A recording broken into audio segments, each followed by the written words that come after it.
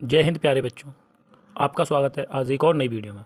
आज हम लेके आए हैं द्विघात समीकरण के कुछ महत्वपूर्ण प्रश्न जो बोर्ड परीक्षा में 4 अंक में पूछे जाते हैं। तो देखते हैं एक एक करके इन प्रश्नों को। सबसे पहला प्रश्न है, एक कुटीर उद्योग एक दिन में कुछ बर्तनों का निर्माण करता है। एक विशेष दिन यह देखा गया कि प्रत्येक नग की निर्माण लागत उस दिन के निर्माण किए गए बर्तनों की संख्या के दुगने से 3 अधिक थी। यदि उस दिन कुल निर्माण लागत 90 रुपये थी तो निर्मित बर्तनों की संख्या और प्रत्येक नग की लागत ज्ञात कीजिए।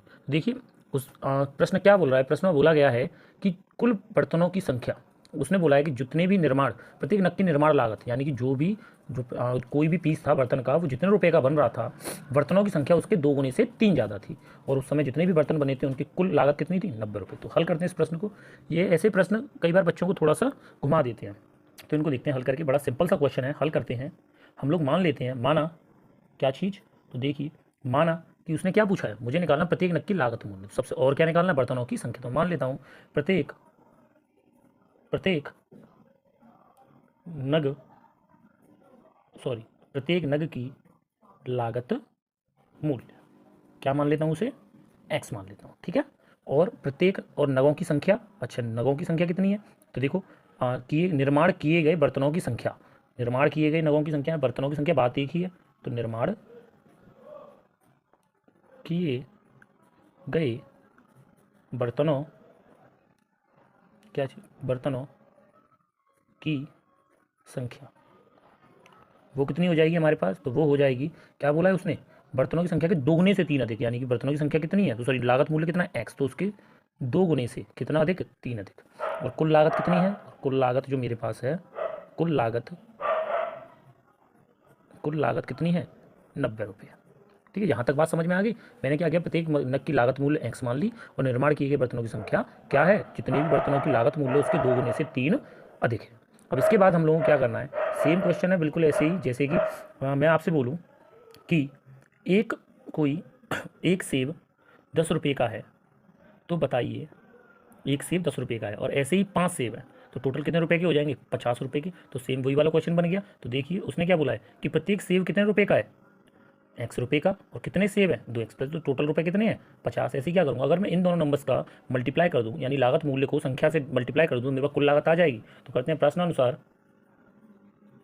अनुसार देखिए प्रश्न अनुसार, तो मैं क्या करता हूँ, जो लागत मूल्य x उसका मल्टीप्लाई किससे करता हूँ, 2x प्लस 3 से, और ये कितना आएगा, कुल लागत के बराबर आएगा 90 रुपये। ठीक है, x का मल्टीप्लाई करूँगा तो कितना हो जाएगा, 2x स्क्वायर प्लस के कितने 3x और इक्वल्स टू 90। 90 को इधर लेके आओ, 2x square plus 3x minus के 90 बराबर 0। अब देखो ये बन गया एक फैक्टर, ठीक है ना। इसको कैसे सॉल्व करते हैं, तो देखो एक्स स्क्वायर के पास जो भी पद है उसको हम लोग करते हैं लास्ट वाले पद में मल्टीप्लाई। तो 2 का मैं 90 में करूँगा तो 180, और 180 के हम लोग ऐसे फैक्टर करेंगे कि उनको या तो जोड़ने पर या घटाने पर कितना है, 3। तो करते हैं 2 से 90, 2 से 45, 3 से 15, 3 से 5 और 5 से 1। तो देखिए फैक्टर कौन कौन से आ जाएंगे 3 लाने के लिए, देख सकता हूँ मैं यहाँ पे, 5 या 15, 2 दूनी कितना, 2 दूनी 4, 4 या 12। अगर 15 में से 12 घटाया जाए तो कितना बचेगा, 3। तो मैं लिख सकता हूँ 2x स्क्वायर प्लस, मैंने क्या पता लगाया कि 15 में से कितने में से, 15 में से अगर 12 को घटाया जाए तो 3 की जगह मैंने क्या लिख दिया, 15 माइनस 12, एक्स माइनस के 90 बराबर 0। एक्स का दोनों नंबर पर मल्टीप्लाई कर दो तो कितना हो जाएगा, 2x स्क्वायर प्लस के 15x माइनस के 12x और माइनस के 90 बराबर 0। ठीक है, अब हम लोग क्या करते हैं, 2 2 के पेयर बनाते हैं, नंबर्स को कॉमन लेते हैं। 2 2 के पेयर बनाइए। अब मैं यहाँ से पेयर बनाऊँ तो मुझे क्या दिख रहा है, 2 और 15 में तो कुछ कॉमन नहीं है, लेकिन एक्स स्क्वायर में एक्स में क्या कॉमन है, एक्स कॉमन है, तो एक्स कॉमन ले लो। तो क्या बचेगा, 2x प्लस एक्स से तो एक्स कट गया तो कितने बचे, 15। और इधर से मैं कितने कॉमन ले सकता हूँ, पूरे के पूरे 12 कॉमन ले, कितने ले सकता हूँ, 12 कॉमन ले लूँ। 12 के पहाड़े में 90 आते हैं नहीं, कितने कॉमन ले सकता हूँ मैं, 6, माइनस के 6x कॉमन ले सकता हूँ, तो कितने बचेंगे मेरे, सॉरी खाली कितना 6। तो माइनस से तो माइनस प्लस हो जाएगा, 6 से कितनी बार, 2 बार, और x के x, 6 के बारे में 90 कितनी बार आते हैं, 15 बार। ठीक है, तो यहाँ से टोटल मेरे पास इक्वल्स टू 0। तो मेरे पास दो वैल्यूज आई, एक तो ब्रैकेट में आया कितना, 2x प्लस 15, दूसरे ब्रैकेट में कितना आया मेरे पास, x माइनस 6। अब मैं दोनों वैल्यूज़ को 0 के बराबर रखूँगा तो मेरे पास क्या आएगा, तो देखते हैं दोनों की, 2x प्लस 15 बराबर 0। तो यहाँ से 2x बराबर माइनस के 15 और x की वैल्यू कितनी आ जाएगी, माइनस के 15/2, जो कि किसी भी चीज़ का मूल्य माइनस में नहीं हो सकता, तो हम इस वाले सूत्र को नहीं लेंगे। तो x बराबर मेरे पास, x माइनस 6 बराबर कितना है, 0। 6 को उधर भेजूंगा तो कितना हो जाएगा, प्लस का 6। यानी मैं मान लेता हूँ कि जो भी लागत मूल्य वो कितना है, 6 रुपये। यानी कि मुझे बर्तनों का लागत मूल्य कितना पता चला, तो बर्तनों का लागत मूल्य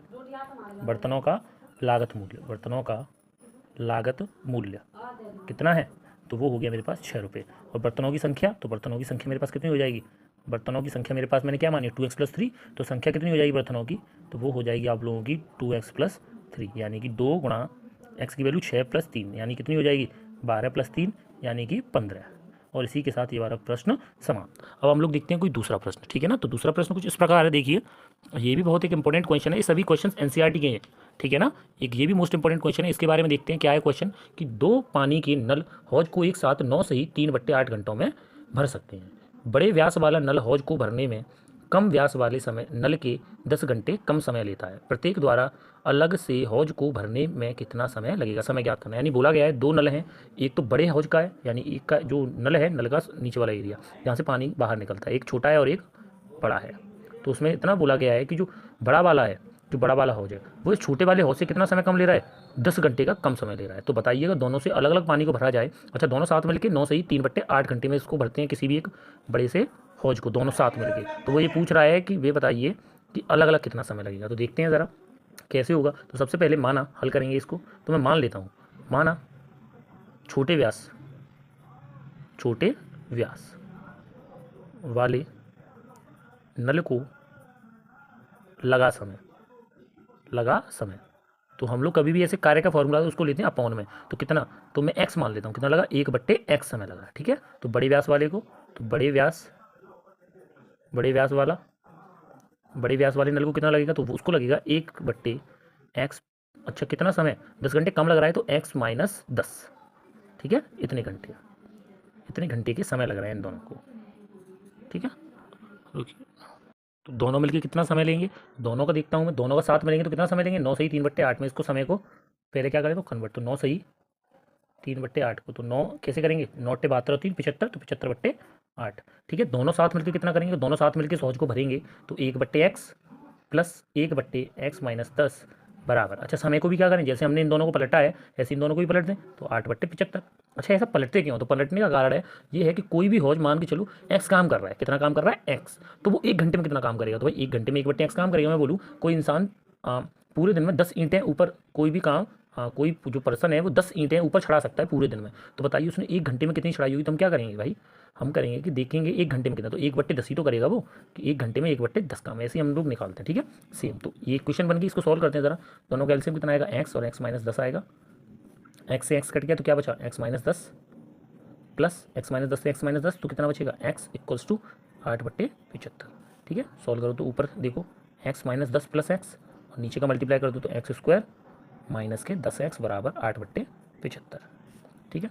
तो x और x कितनी हो गई, 2x, तो 2x - 10/x² - 10x बराबर 8/75। चलिए क्रॉस मल्टीप्लाई करते हैं दोनों का, तो क्रॉस मल्टीप्लाई करने पे क्या आएगा, तो देखते हैं 75 का तो इधर हो जाएगा, 75 गुणा हो जाएगा कितने से, 2x - 10 से, और 8 का हो जाएगा इक्वल्स में 8 का गुणा हो जाएगा x² - 10x से। अब उसके बाद हम लोग मल्टीप्लाई करते हैं, 75 दूनी 150, 150x - 750 बराबर 8 का कीजिए तो 8x² - 80x, ठीक है। मैं इन दोनों वैल्यूज़ को उधर ही लेके जाता हूँ, तो क्या बचेगा 8x² - 80x, ये 150 उधर जाएंगे तो -150x, और ये माइनस के उधर जाके प्लस के 750 बराबर 0। सॉल्व कीजिए तो 8x², देखो माइनस माइनस प्लस, तो 80 और 150 कितने हो गए आप लोगों के, 80 और 150 हमारे हो गए 15 और 23 230x प्लस के 750 बराबर 0।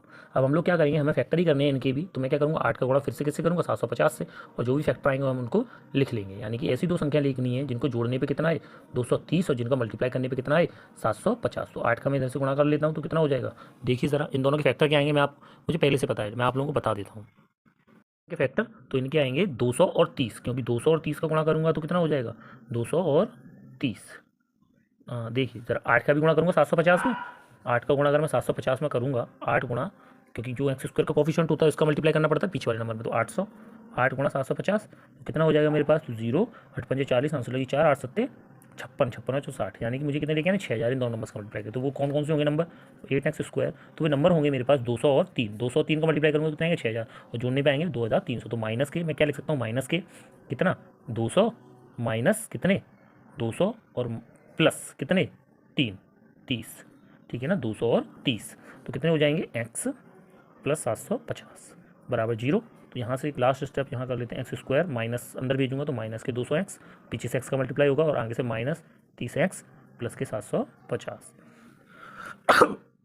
सॉरी गाइस, अब देखते हैं आगे यहाँ से। तो मैं क्या करूँगा, इन दोनों में से कॉमन लेने की कोशिश करूँगा। इन दोनों में से कॉमन लेते हैं तो क्या कॉमन आ सकता है इन दोनों में भाई, 8 कॉमन आ जाएगा पूरा।